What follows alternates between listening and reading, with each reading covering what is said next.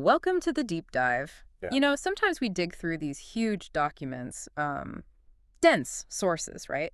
But every now and then you find something really profound packed into just a tiny excerpt. Absolutely. Just a sentence or two that holds, well, almost a cultural blueprint. And that's exactly what we're looking at today. This deep dive focuses on one single, really potent statement. And our mission isn't just basic translation. We're aiming for a proper cultural and linguistic excavation of this very short passage. It frames resilience in a fascinating way. Yeah, not about infrastructure, but something else. Exactly. It's more like mandatory communal accountability. Okay, so the source material comes from a document called Filipino Resilience in the Flood. And the specific lines we're digging into are in Hiligaynon, which, for listeners who might not know, is a language from the Western Visayas region of the Philippines. And that geography is crucial, isn't it? How so? Well, the Western Visayas, this is an area that regularly faces serious flooding.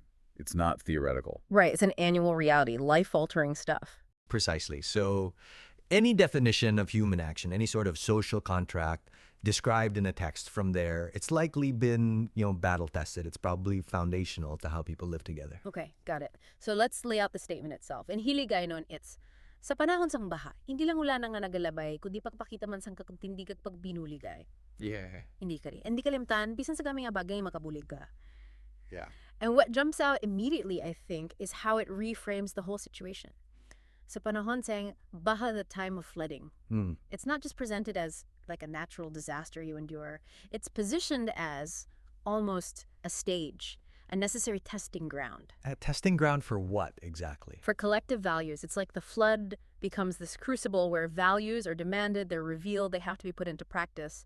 The text pulls us away from just thinking about the weather straight into the ethical dimension. Okay, let's unpack that first bit then, because it's surprising. Hindi lang ulan na nagalabay. It's not just rain passing through. The source is deliberately saying, hold on, it's more than that. Why? What is it suggesting the flood actually is then? Well, it's a really clever rhetorical move, isn't it? If you accept that premise, okay, it's not just rain, you have to ask, so what is it? Yeah. And the implication is, it's a moment for collective human demonstration.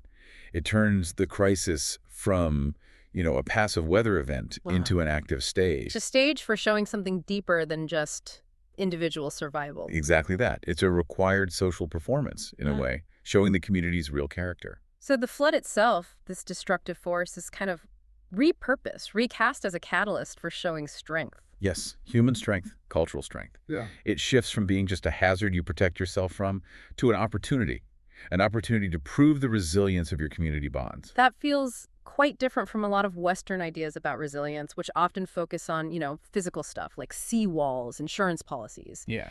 Or even just individual grit. Yeah, this text isn't about that. It's all about the social infrastructure. What truly passes through during the flood, according to this, isn't just water. It's the active expression of these essential cultural pillars. Okay, so if the flood is this stage for demonstrating values, which values are we talking about? The text mentions two key Hiligaynon concepts. It says they are actively shown pagpakita man sang, and those are pag-intindi and pagbuligay. Let's break those down. Right. Let's start with pag-intindi. You might look it up and get understanding, but the context here implies something much deeper. Like empathy. Yes, active empathy, deep comprehension. It's not just noticing someone struggling. It's about really internalizing their situation, their plight. You place yourself in their shoes, which builds the shared connection to the hardship. Okay, but how is that different from just, feeling sympathy? Don't most people feel bad seeing neighbors in trouble? That's a fair question. But the source suggests pag-intindi isn't passive. It's not just a feeling you have. It's an active recognition. Recognition of what? That you're part of the same community fabric. Their suffering isn't separate from you. It affects the whole community's health. And crucially, this understanding, this pag-intindi, it's the necessary foundation for the next concept. Which is pagbuligay. Pagbuligay. This means mutual help, cooperation. And the key word there is mutual. Right. Not just one-way charity. Exactly. It's not just one person helping another out of pity. It implies this reciprocal cycle, an expectation that the whole community chips in. Giving and receiving are intertwined. It frames support as, well, almost a civic duty, ingrained, not just an optional, nice thing to do. So it sounds like the text is describing a kind of social chain reaction. You need that deep empathy, the pag-intindi, to kickstart the pag-binulagay, the cooperative action. Precisely. And that action is expected to be visible. Ah, that phrase Pagpakita man saying. The showing, too, of. Yes. It emphasizes the performative aspect. This solidarity isn't just felt internally, it needs to be external, visible. Your neighbors need to see it. You're kind of accountable to them. So connecting this back, the argument is that real community resilience isn't just about bouncing back physically. It's built on this demonstrated empathy leading to concrete mutual aid. Absolutely. The community itself becomes the primary unit of recovery, not necessarily waiting for overwhelmed government agencies or outside help.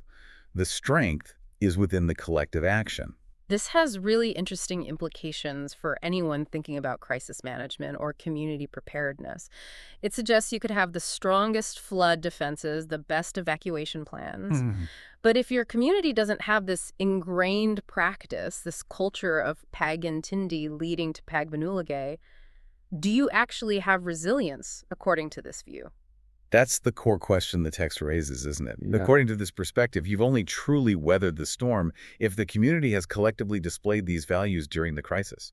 Survival is measured by the quality of the social interaction, not just counting heads afterwards. And then it brings it right down to the individual level with that final line after Yeah. setting up this big social framework. Yes, it ends with this incredibly empowering call to action. Hindi kalimtahan, bisan sa gamang nga bagay, magbuligay. Don't forget, even in small ways, you can help. Exactly. This is what makes the whole concept so accessible, so democratic, really.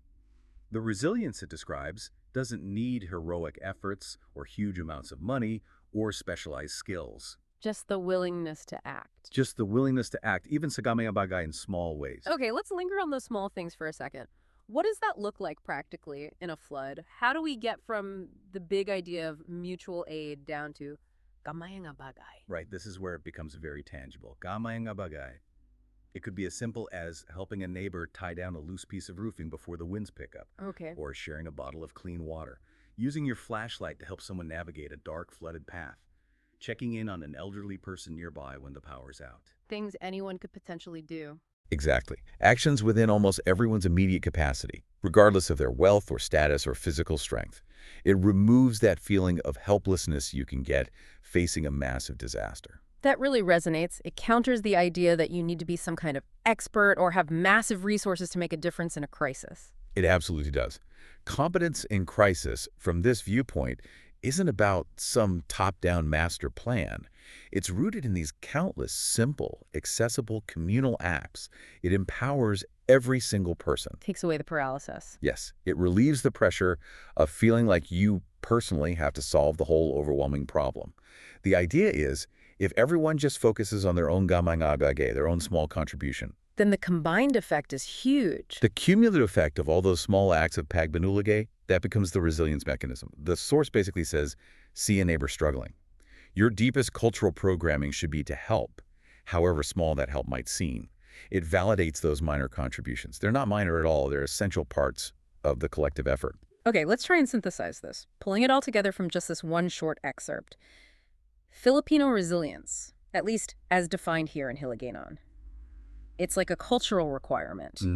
A requirement to take the hardship of the flood and turn it into a moment, a mandatory moment for showing deep active empathy, the pag-intindi. Which then must lead to visible, active cooperation, the pag-binulagay. Right. And all of this is validated and built through small, everyday, accessible acts of help, the gamay nga bagay. It completely flips the script on just surviving a disaster, doesn't it?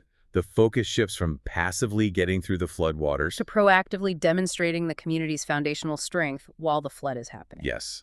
The response itself, the quality of the human interaction during the crisis, becomes the measure of strength and recovery. The disaster is redefined as a moment of cultural display, a performance of community. It's incredibly sophisticated, really. Such a powerful idea packed into so few words. It really is. And it leaves us with something important to think about, perhaps a final provocative thought for you, the listener. Go on. Well, if the time of flooding, this peak crisis moment, is what reveals the real strength of pag-intindi and pag-binulagay, what about the times between the floods? Ah, okay. How could we, or how could any community, practice those small acts of understanding and cooperation on a daily basis? What are the gamang we can do before a crisis ever hits? It build that muscle memory. Exactly. To build the muscle memory, strengthen the social foundation so that when the crisis comes, whatever form it takes, that response, that mutual support is already second nature, deeply ingrained. That daily practice, Okay. focusing on those small reciprocal acts of understanding and help, that might actually be the most important preparedness step of all. Perhaps something to definitely mull over.